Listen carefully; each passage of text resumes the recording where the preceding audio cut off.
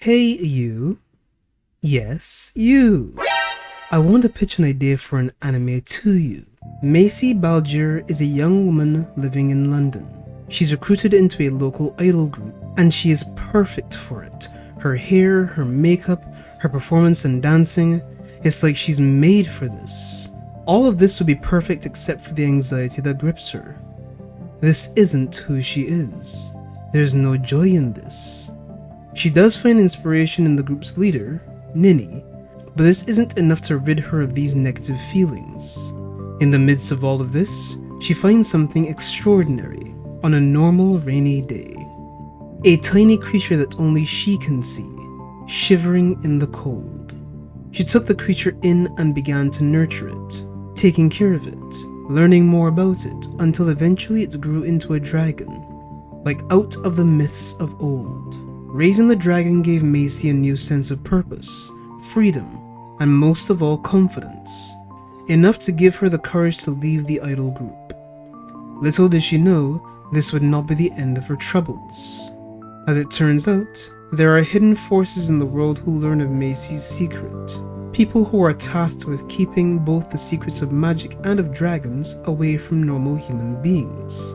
And when Macy finds out that even her friend and inspiration Nini is a part of this hidden world, she is pulled into a whirlwind of intrigue, secrets, and magic beyond her imagination. Now, as a pitch for an anime, how does that sound to you? We have a main character with a personal struggle who is thrust into a world of wonder, discovery, and danger. Now, I'd like to talk to all the people who actually watched or read Burn the Witch. Does the idea of Macy being the main protagonist seem more appealing to you than Nini or Noelle? Especially after the main character switch I did earlier. I'm not here to argue that it should, and I completely welcome your disagreement. I can even see one reason why Kubo would have chosen Nini Spankole as the main protagonist of Burn the Witch. If Nancy had been chosen, the story beats would have been awfully similar to Bleach, a character struggling with a certain amount of uncertainty, who has the ability to see the supernatural and is thrust into a mysterious hidden world full of danger and intrigue. But Bleach has something that Burn the Witch greatly lacks. Something that allows the first 3 episodes of Bleach to have a sense of meaningful progression and coherent development, while Burn the Witch at best feels frenetic and disjointed. Which is why I'm going to start our journey by doing something I don't often do. I'm going to spend a bit of time talking about a few things that Bleach does right. I know, a rarity for me. I'm going to divide Bleach into 3 sections which I believe give the greatest insight into its ideology, narratives, and core objectives as a fully realized story. Part 1 of Bleach, which starts from the first episode and chapter, and ends when Ichigo and friends begin their invasion of Soul Society to rescue Rukia, is the dark urban mystery. Part 2, which starts from Ichigo and friends defeating the Gotei 13 and rescuing Rukia, and ends just before Aizen reveals to Ichigo that "I planned your life from the day you were born," is quite literally seek heaven through violence. Part 3, which starts from Ichigo learning about Aizen's meddling in his life and his father's true identity, and ends when Ichigo finally defeats Yohawak, is the sins of the fathers. Let's dissect this. A sleepy little town with an air of mystery to it. Ichigo acts as the catalyst to the unfolding of this mystery, being a person who can see and interact with spirits. And it becomes clear that Ichigo will need to dive deeper into these mysteries, learning and exploring as both power and responsibility are thrust upon him. I feel like the closest analogue to this first part of Bleach is a particular JoJo's Bizarre Adventure story arc, which also happens to be my favorite. Diamond is Unbreakable. Both of these narratives use the trope of the sleepy town with a sinister edge to it. A trope that's always been popular and has only gained more appeal in recent years. However, the unique way in which life unfolds in Karakura Town and Morio makes Diamond is Unbreakable and Part 1 of Bleach a bit unique. Both of them manage to seamlessly mix their esoteric elements into the lives of our characters. The bizarre isn't simply an antagonistic force. It becomes normal, even essential to the way of life of both Josuke and Ichigo and their friends and associates, which gives them even greater motivation to protect their homes from the darkness eating away at the life and town they know and love, especially when they've already lost so much to this darkness and still have so much to learn and discover. And the headlining music introduced in this first part of Bleach, a soundtrack which has basically become the anthem of the anime across all seasons and with many remixes, drives home these emotions in a way that few other anime soundtracks ever have. I am of course referring to On the Precipice of Defeat by Shiro Sagisu, and I can't play too much of it lest my channel gets nuked by copyrights, but if you're not sure what I'm talking about, you'll realize it soon enough.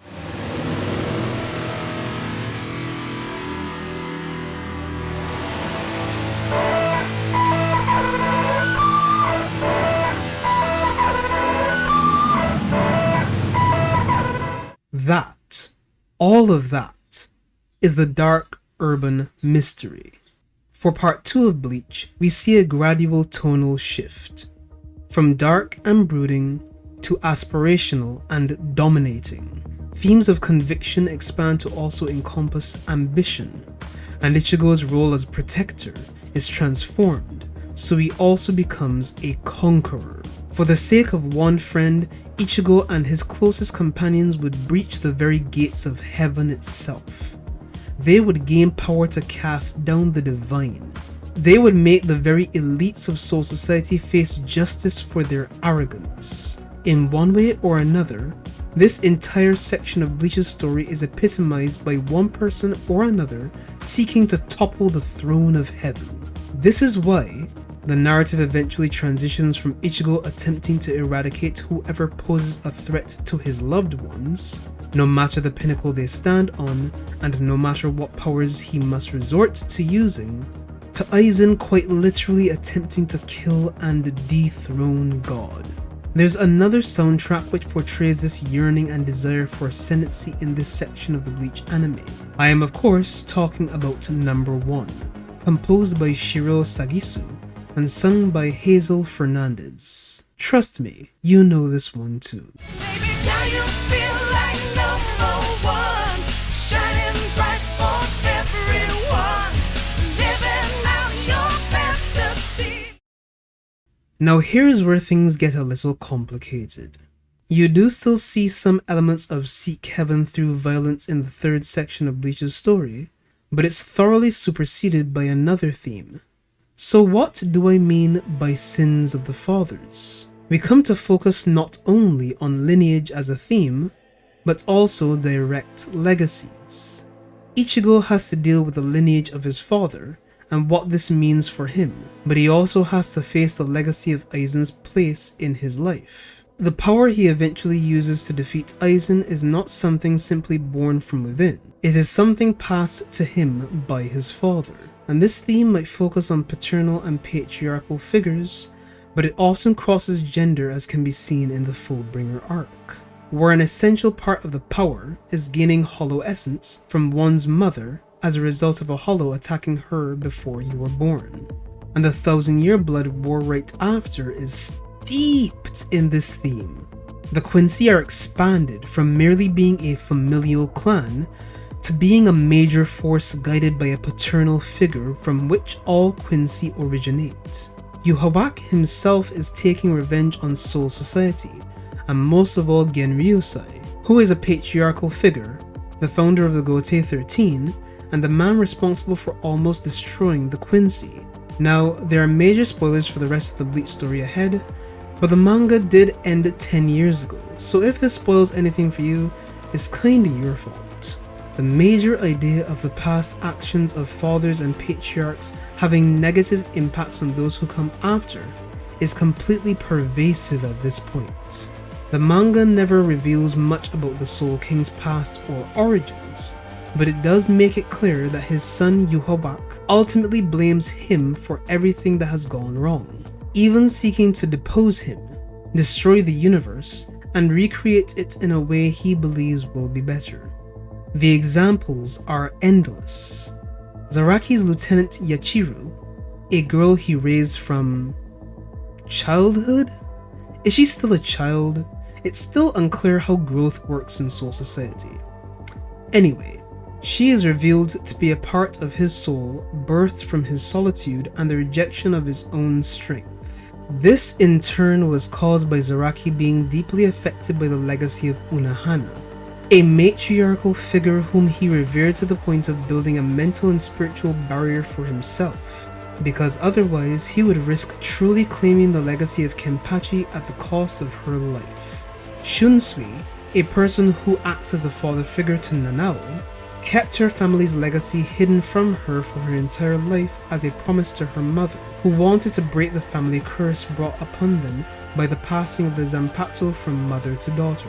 When both of their lives are under serious threat, Mayuri embraces his paternal feelings for Nemu, even as Nemu herself evolves beyond being a mere puppet with limited emotions to growing her own personality and disobeying Mayuri's orders, risking her life to save her father, mentor, and creator. It is also during this time that Ishido must come face to face with his legacy as a Quincy and his place and purpose in all of this. What being a part of this lineage means for him when it causes his allegiances to become uncertain. And we could keep bringing up examples, but the greatest example is obviously Ichigo. Now, Ichigo has to deal with the legacy of where all of his powers come from. His father, his ancestor, and the hollow within, which is Aizen's legacy. Not to mention he also has to face the reality of how this legacy has affected him for his entire life, including the loss of his mother, and how it will continue to affect him based upon what everyone around him expects of him. And this theme even extends to the very end of the story, because it is once again a legacy left behind in the form of a silver arrowhead, forged as a result of the death of other Quincy's, which is then used by Uryu to block Yuhawaka's powers for just long enough so that Ichigo can land the killing blow. That is Bleach in 3 parts. However, there is both a contrast and comparison to be made with Burn the Witch, and it lies with Taito Kubo's biggest flaw as a writer. Because Kubo is a writer who can do a lot with a limited set of story elements and variables. But the more story elements he gathers, the more incoherent his stories become, and the weaker his writing gets. You can see it most clearly in the Sins of the Fathers section of Bleach and what little has been written in Burn the Witch so far. Kubo ends up with so many moving pieces that any decision he makes in one part of the narrative causes something else to become unstable. The best example of this is the final Getsuga Tensho, an ability so strong that it can outclass a man who has gained godlike powers, temporarily suppress the power of the Hogyoku, which is an object that can literally change reality. And the final Getsuga Tensho is so strong that it even strips its user of all their Ryatsu. Yet there is no precedent for its existence in the story. No other power compares to how it functions. No other Shinigami, not even Genryusai himself, can use an ability quite like it. And just in case you'd like to argue on that point, Yuhawak mopped the floor with Genryusai, while Yuhawak himself was afraid of Aizen's power. And Aizen gave Yuhawak a run for his money while most of his power was still sealed. And Ichigo, even if only temporarily, completely shattered Aizen at full power. And you're telling me that this ability belonged to a regular captain level Shinigami? Don't get me wrong, Ishin is strong, but there's nothing special about him. This problem of precedence and unstable moving parts in Kubo's writing is reflected in the Soul Silver Arrowhead, in Nanao's Zanpakuto, in Tsukishima's ridiculous powers, and even in Gremmy. I just keep coming back to Gremmy. All of this is also reflected in how the story of Burn the Witch is constructed. The reason why the first few episodes and chapters of Bleach feel so good and satisfying and riveting is because they have a consistent and coherent theme to work with.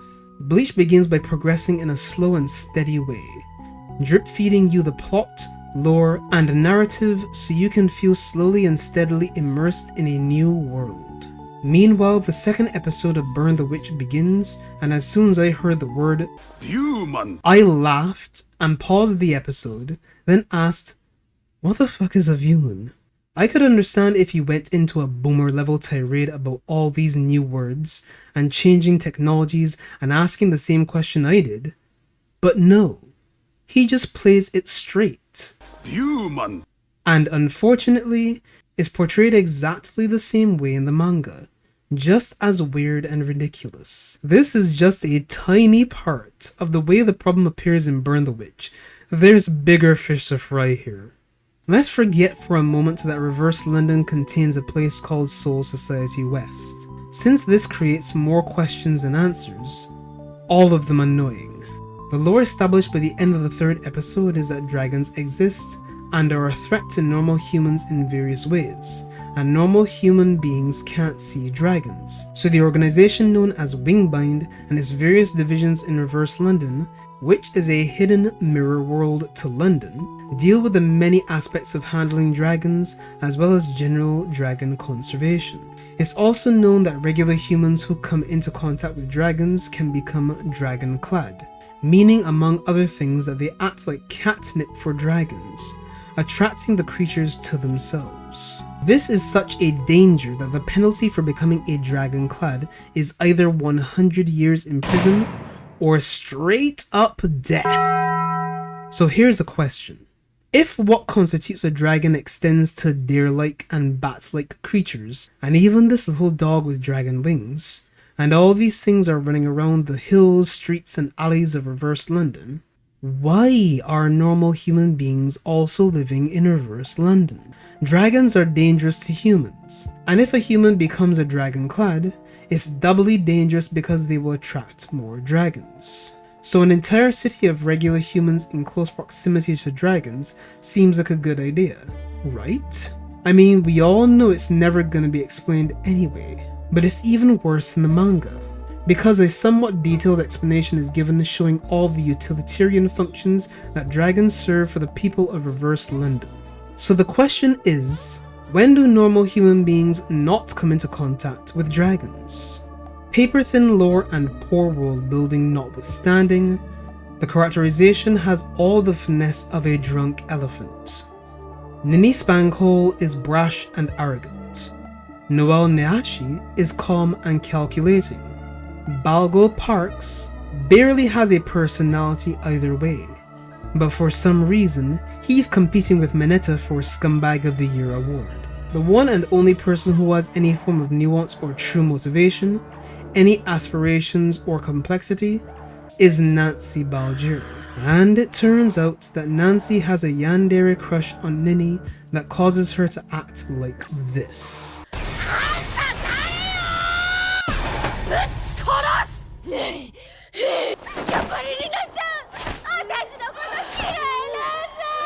Do you know who the main cast of Burn the Witch reminds me of? Keigo, Mizuru, and Chizuru.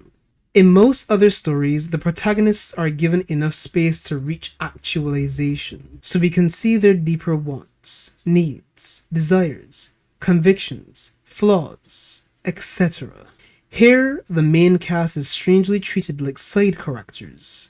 Noel is the aloof straight man to Nini's more chaotic character, just as Mizuru was to Keigo, while Nancy is reduced to a one-dimensional pastiche of the comedically obsessive yandere towards Nini, as Chizuru was to Orihime. At least, so far, she isn't shown to be an unrepentant pervert whose name should be on a list like Chizuru. In the criminal justice system, that role has been given to Balgo, and oddly enough, Osushi as well in the anime. And Balgo has no other personality traits. This boy has no thoughts in his head. Well, one. And finally, the progression is also a lost cause. Because Balgo Parks, a dragon-clad, an active threat to the people of Reverse London, is just running around without a care in the world apparently.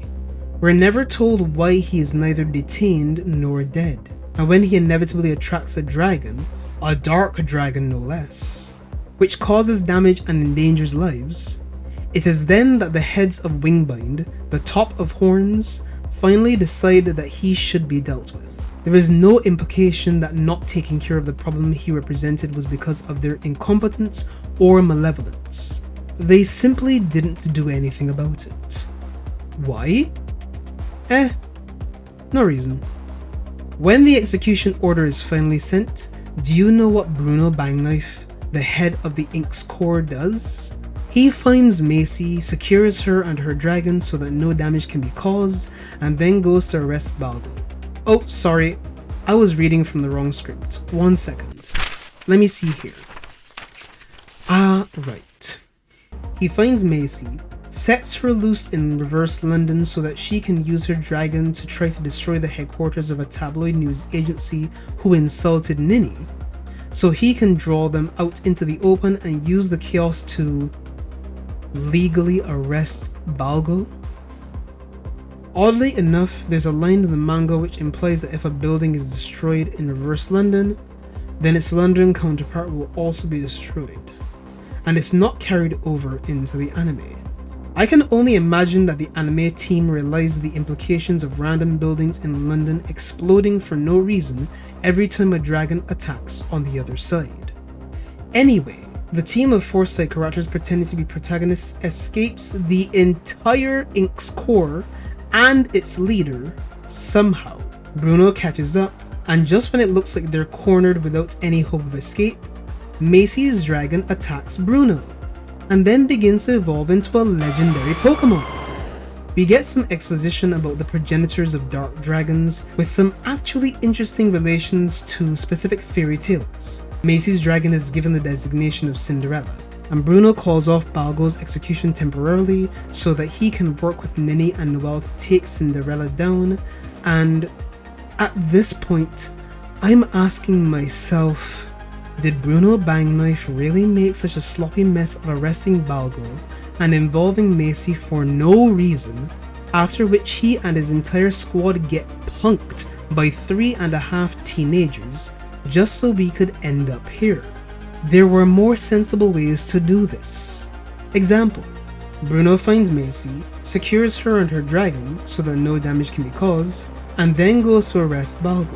But the dragon begins to evolve and breaches containment to find Macy while Balgo is being arrested, and Bruno realizes he's going to have to postpone the execution to go deal with that. Or Balgo gets arrested, and while awaiting execution at the detention facility, the dragon breaches containment, and well, you get the idea. We get the same results, probably involving a few more members of the other Wingbind divisions who were at the containment facility to give the fight more veritas. Alas, Kubo gets confused when trying to handle so many moving parts, and it's unfortunate because in all this mess, there are things that I actually find interesting. I was worried that the magic in Burn the Witch would simply be a lazy rehash of the Kido in Bleach, which it partially is. Magic number 44 Flash Papa. But I was pleasantly surprised to see other interesting abilities being used. I'm somewhat curious to see what the other divisions of Wingbind have to offer. I'm intrigued by the implications of the secrets behind the overwhelming power that Banks Jr. is able to display, but both little and big things ruin it for me. Why is it that the rest of the Pipers seem even more useless than the average Shinigami foot soldier in Bleach?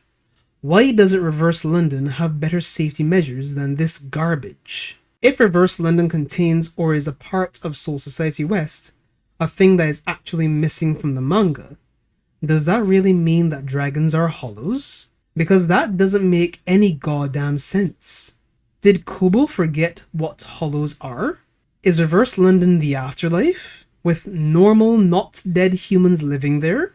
And for the love of God, why does anyone give a shit about Balgo before the higher-ups find out what a special boy he is?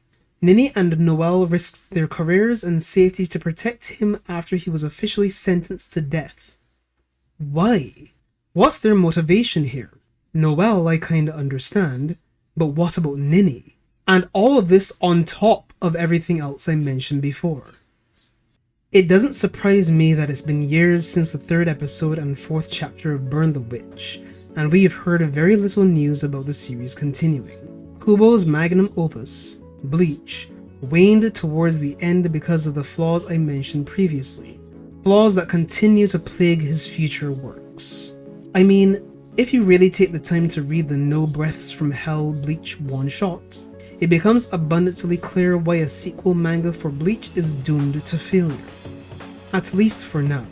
Hey there, editing Cosmic here, and I've been thinking that, to be honest, I think there's a better idea than for Kubo to try to do the Hell Arc sequel sometime in the future. Kubo has a habit of introducing interesting things as nothing more than set dressing, and then casting them to the wayside, which ironically is what he did with Hell. But another one of those things is the first captains of the Gotei 13. We don't even know most of their names. Actually give us a prequel story with these people. That would be interesting. Anyway, back to the actual script. I'm sure that Burn the Witch will continue, to the delight of hardcore fans. But it's painfully obvious that once the hype dies down, Kubo will have to rely on nothing more than the strength of his writing to carry him through. Kubo's strength is in the build-up, the careful and methodical layering of stories based on identity and struggle, of the upward ascension towards the sun.